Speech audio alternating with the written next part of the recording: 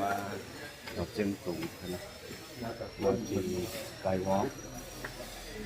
เสียงไข่โคกเสียงไข่เสียงทานอาหารเจียงตุงน้ำมาขึ้นไม่เป็นแบบนี้ครับเดี๋ยวมันที่คอนอันหนึ่งไปเหนือนี่นะเอามาตองสุขิน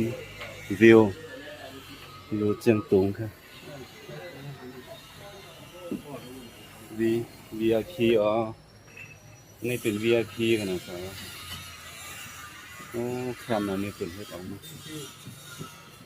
โอ้ทีนี้ก็มันพอฮอนก็เฮืออยู่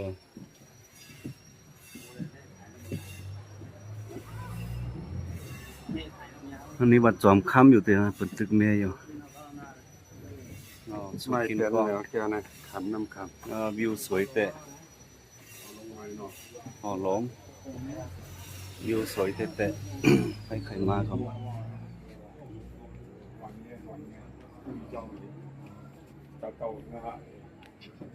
อ๋อ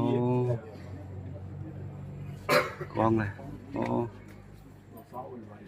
สุดชิ้นกว้างเลยนี่คนนี้ดี